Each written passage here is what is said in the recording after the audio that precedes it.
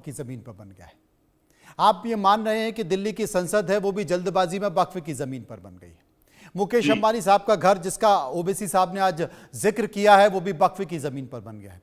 दिल्ली के 4 बड़े मंदिर जो कि वक्फ के बनने के पहले से बने हुए हैं वो भी वक्फ की जमीन पर बन गए। और मुझे लगता है कि 40 साल 25 साल 50 साल से ये बने हैं और वक्फ उनका दावा क्लेम कर रहा है।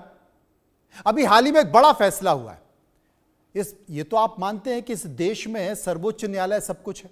आप भी कहते हैं कि साहब न्यायालय ने जो फैसला दे दिया वो मानेंगे। अभी देखिए आप तमिलनाडु के गवर्नर को किस तरीके से सुप्रीम कोर्ट ने जिक्र किया कि भाई आप गलत कर रहे हैं, ऐसा नहीं कर सकते और आप इतने समय तक रोक नहीं सकते। केंद्र सरकार को मानना पड़ा। इस देश में राम मंदिर को लेकर जो फैसला हुआ वो तो सभी ने माना, मुस्लिमों ने भी माना और हिंदू ने भी मान लिया। तो सबसे ऊपर कौन है? न्यायपालिका है।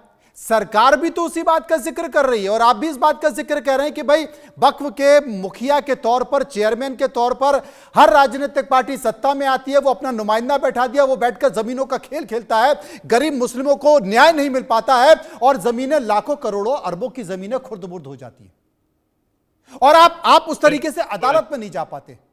बोले तो मेरे कहने का मतलब है सरकार भी तो यही कह रही है कि भाई अगर वक्फ दावा कर रहा है कि यह जमीन वक्फ की है, या जो व्यक्ति जमीन लेकर बैठा है वो कहता है कि वक्फ की नहीं है मेरी है, तो दोनों पेपर लेकर जाइए, अदालत में जाइए, तारीखें दीजिए, सबूत दीजिए और फैसला हो जाएगा। तकलीफ क्या है? एक अलग दुकान क्यों?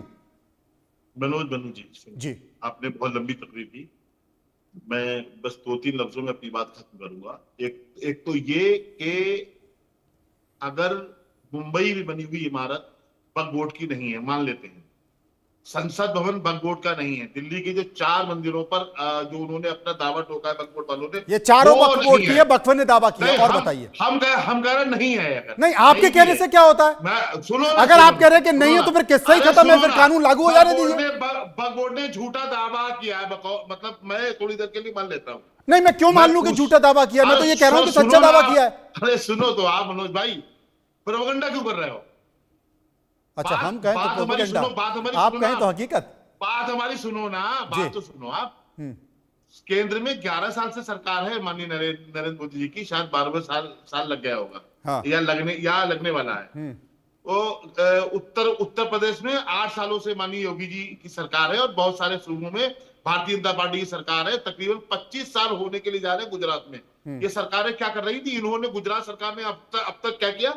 क्या वक्फ बोर्ड का कोई चेयरमैन ऐसा है, कोई दिखा सकता है कि जो सरकार की अंडर कस्टडी में ना हो? पता हमें आप, ये जो भी कुछ हो रहा है सब सरकार करा रही है।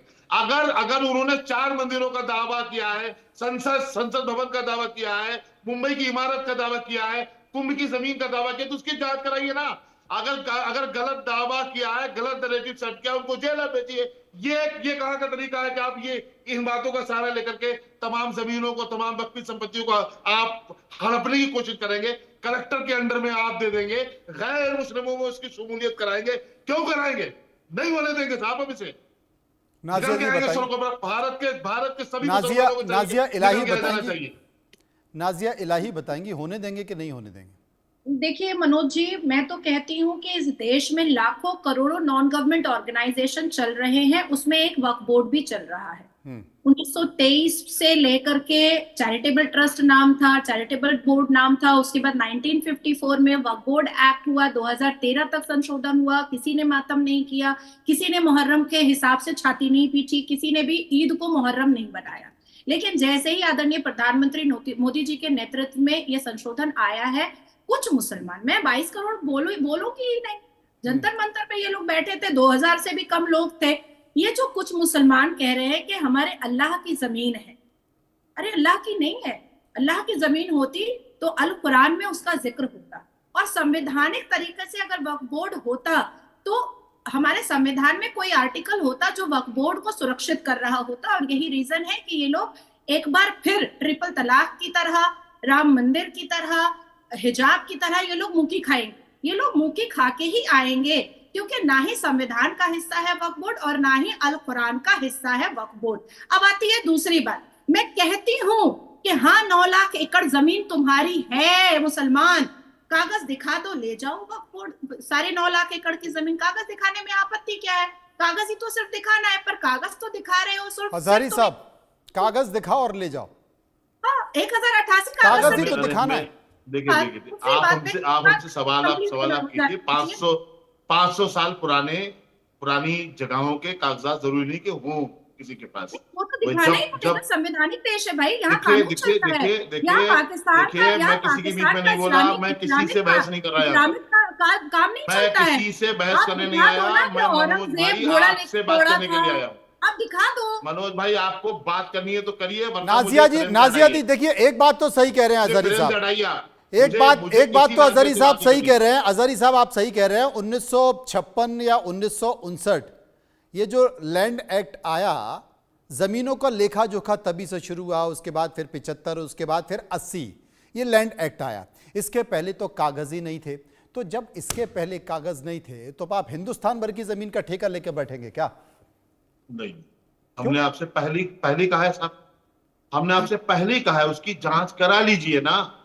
अरे जब लेखा जोखा ही नहीं है, 1956 से पहले, 1956 से पहले, 1956 से पहले का लेखा जोखा ही नहीं है, 1956 से पहले लेखा जोखा ही नहीं है। एक समुदाय को बार बार बताइए, तिरुपति बालाजी में अभी बहुत सारे मुसलमान काम कर रहे थे, हटा दिया गया। उन्हें क्यों हटा दिया गया भाई? हमारी संपत्तियों में आप शामिल आप करेंगे, क्यों करेंगे शामिल आप? लड्डू में चर्बी तो किसने? मुसलमानों ने मिलाई, साबित ही नहीं कर पाए अभी तक, क्योंकि वहां मुसलमानों का कोई रोल ही नहीं था। मुसलमानों का रोल अगर होता तो सब छाती पीटते हुए नजर आते। नहीं, उसमें मुस्लिम नहीं थे, उसमें ईसाई समुदाय के लोग, ऐसा आरोप लगाया गया था कि ईसाई अरे समुदाय क्यों के किसी पर लगाए हैं आरोप? जब हमारे पास सबूत नहीं किसी के लिए, जब हमारे पास किसी के लिए कोई दलील नहीं है, कोई सबूत नहीं, क्यों आरोप लगाए फलां ने चर्बी मिला दी? वो लोग खुद साबित करें जो वहां से पैसा खा रहे थे। अच्छा अजहरी साहब, एक चीज बताइए, आप किसी होटल में खाना खाने जाते हैं और उसमें बिरयानी में मान लीजिए या पनीर में मान लीजिए मक्खी गिर गई, तो आप मक्खी को उठा के फेंक के बाकी पनीर खा जाते हैं या पूरी प्लेट वापस कर देते हैं? ईमानदारी से बताइए। ये हमारे पर्सनल मामले, इसमें आप क्यों पूछ रहे हैं? कमाल कर रहे हैं आप। ये सवाल ही नहीं ये आपका पर्सनल मामला और पूरे देश के हिंदुओं की भावनाओं का मामला है, उसकी आप फिक्र नहीं कर रहे हैं। भावनाओं का मामला है? कौन सी हिंदुओं की भावना का मामला है? क्यों ये कमाल कर रहे हैं आप मैंने प्लेट का जिक्र किया तो आपने कहा मैं पर्सनल बात कर रहा हूं, और इतने बड़े देश के हिंदुओं की भावना का, जिसमें प्रसाद के तौर पर उनको लड्डू चाहिए होता है, उसकी वो भावना की कदर नहीं है आपको। दरअसल तिरुपति बाला में हिंदू मुस्लिम का कोई मामला नहीं था, वरना मनोज हिंदू मुस्लिम का मामला नहीं था, वहां पर धार्मिक भावनाओं का मामला था। अजहरी साहब, धार्मिक भावनाओं का मामला था, उसका तो सम्मान करेंगे ना। आप मुसलमानों को कोस रहे होते बैठे हुए, पता है हमें, आपको यही काम दिया गया कि मुसलमानों को कोसो, मुसलमानों के बागियों को बुला के मुसलमानों के खिलाफ, उलमा के खिलाफ तकरीरें करवाओ, यही आपका काम है। अजहरी साहब, नाजिया जी ब्राह्मण समुदाय से नहीं आती है, ना ही ये क्षत्रिय समुदाय से आती है। नाजिया जी मुस्लिम समुदाय से आती है। नाजिया जी, मैं आपको जानता नहीं हूं, लेकिन नूर अजहरी साहब ने कहा है कि मुसलमानों के खिलाफ आप दूसरे लोगों को बुलाइए और कीजिए। आप मुस्लिम ही हैं, इससे हिंदू तो नहीं थी पहले आप? नहीं, ला इलाहा इल्लल्लाह मुहम्मदुर रसूलुल्लाह, अशहदु अन ला इलाहा इल्लल्लाह व अशहदु अन्ना मुहम्मदन अब्दुहु व रसूलुहु। मैं पक्की मुसलमान हूं, मेरे पूरे खानदान में। अजहरी साहब, भरोसा हो गया क्या? अजहरी साहब, भरोसा हो गया? नाजिया जी मुस्लिम है। मैं हाथ जोड़ रहा हूं, मुझे कोई लेना देना नहीं नाजिया से। चलिए, माफ किया मैंने आपको। बहस आप कीजिए हमसे, आप कीजिए मनोज भाई। नहीं, हम उलमा के खिलाफ बोलने वालों को, हम कुरान और हदीस के खिलाफ बोलने वालों के से बहस नहीं करना चाहते। अल्लाह के रसूल सल्लल्लाहु अलैहि वसल्लम की शान में गुस्ताखी करने वालों से आप कुरान और हदीस के खिलाफ बोल रही हैं? बिल्कुल नहीं करना चाहते बहस हम। आप कुरान और हदीस के खिलाफ बोल रही हैं क्या नाजिया जी? ये आरोप अजहरी साहब का।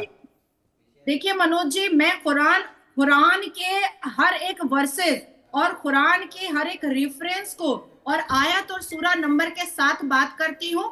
जब भी मैं अजहरी साहब हो या कोई भी मुफ्ती मुल्ला हाफिज कुरान हो, मैं 72 वर्जिन हूर की आयत पूछती हूँ तो ये मुझे बागी मुसलमान कह देते हैं। मैं वक्फ कहाँ पर, कौन सी आयत में कुरान में लिखा है, तो ये मुझे गालियां परोसने लगते हैं। तो मैं तो कुरान के हवाले से पूछना भी चाहती हूँ तो भी मुझे बदले में गाली या गुस्सा ही मिलता है। इसका मतलब है कि इनके पास मेरे सवाल का जवाब नहीं है, बिल्कुल भी नहीं है।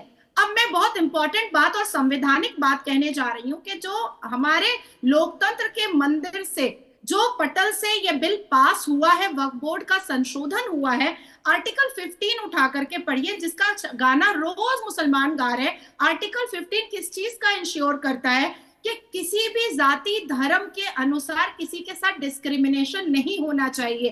पर जो वक्फ बोर्ड 2013 का संशोधन था, 1954 से लेकर के 2013 तक, उसमें हमारे 72 फिरका के साथ डिस्क्रिमिनेशन हो रहा था, एब्सोल्युटली अप्रोप्रिएटली हो रहा था। आर्टिकल 15 को मद्देनजर रखते हुए संवैधानिक तरीके से इसको ट्रांसपेरेंट भी किया गया और 72 फिरका को लीगल और इस्लामिक राइट भी दिया गया है। नाजिया जी, आपने बहुत बेहतर तरीके से समझाया और आपने बताया कि ये किस तरह की चीजें हैं और किस तरह की बातें, लेकिन